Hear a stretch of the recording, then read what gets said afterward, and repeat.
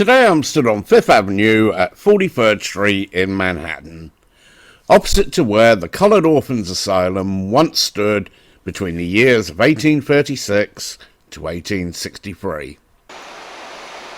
In 1863, Congress passed the Enrollment Act to draft men to fight in the Civil War. There was growing discontent amongst the white working class population, most of whom were recent immigrants from Germany and Ireland.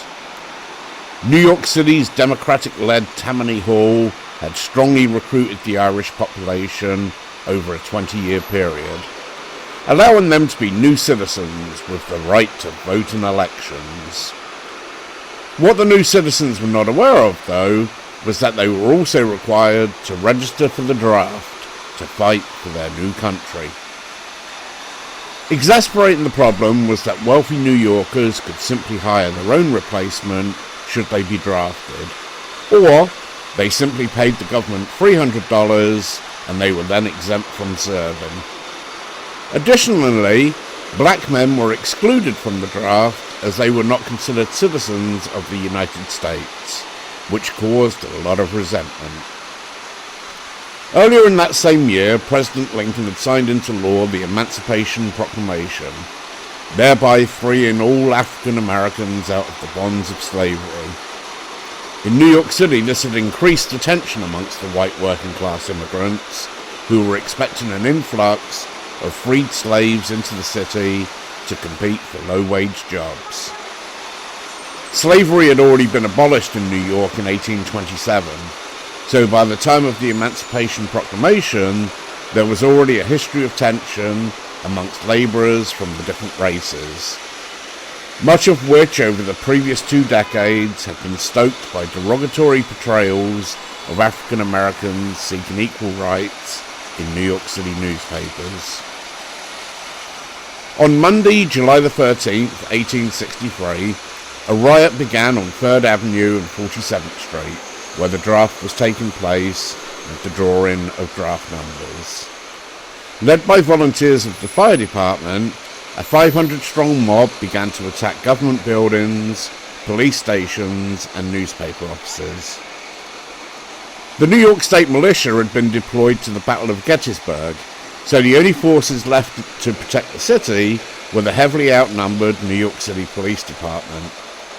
Aided in some cases by the fire department, though many firefighters were sympathetic towards the rioters, as they themselves had been drafted to serve in the war.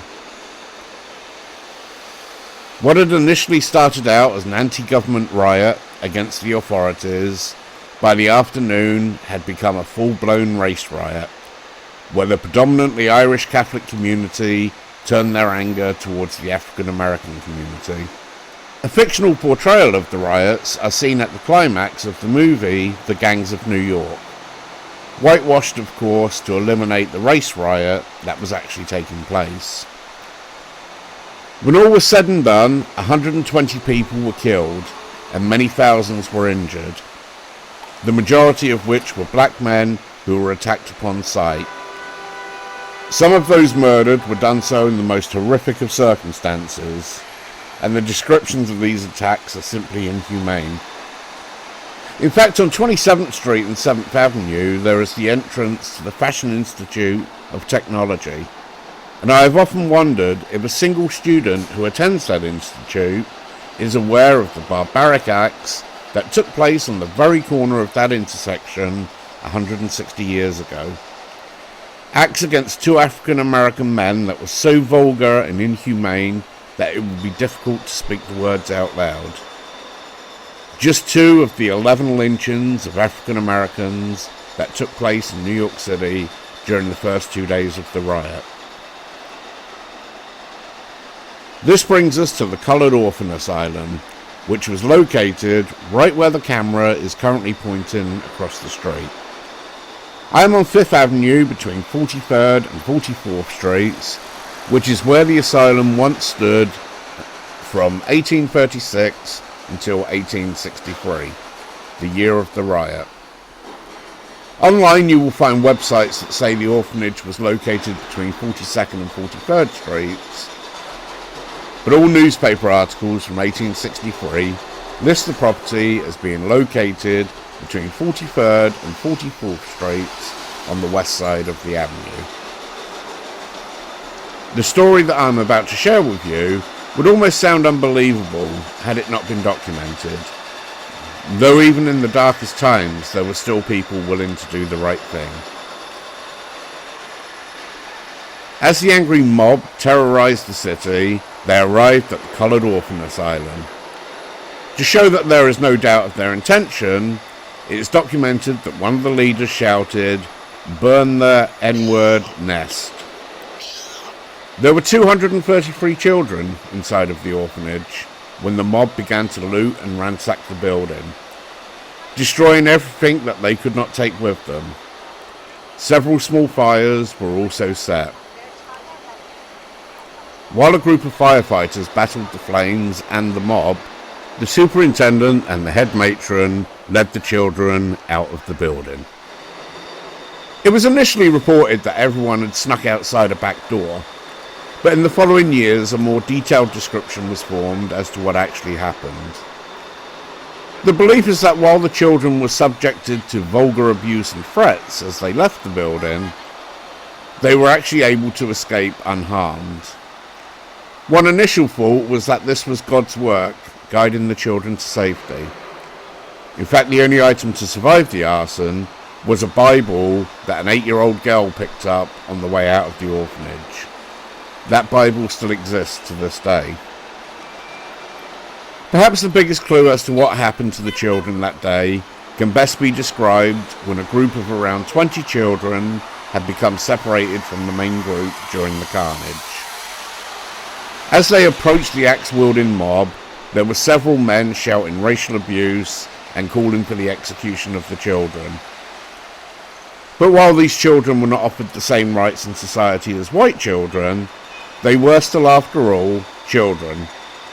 The mob simply parted and allowed the children to walk through unimpeded, save for the vulgarities.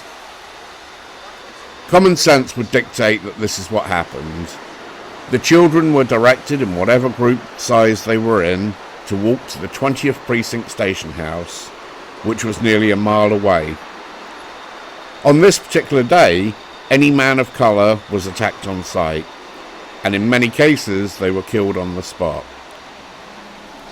It would be inconceivable that the children would not have encountered some of these mobs on their 1-mile walk. And while they may have been subjected to threats and foul language, they were still children after all. There was some humanity that remained. The New York Fire Department in particular could be thanked for buying enough time to allow the children to escape, because the initial intention had been to burn the orphanage to the ground, whether the children were inside or not. Chief Engineer John Decker of Hook and Ladder Company No. 2 was instrumental in this. Without any protection from the police, he fought the mob and made several attempts to put out the fires. After being successful in extinguishing the fires, the mob set upon Decker with the intent of killing him.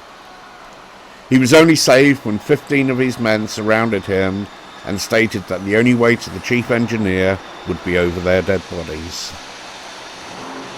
Eventually the firemen were beaten back and the goal of the mob was realised.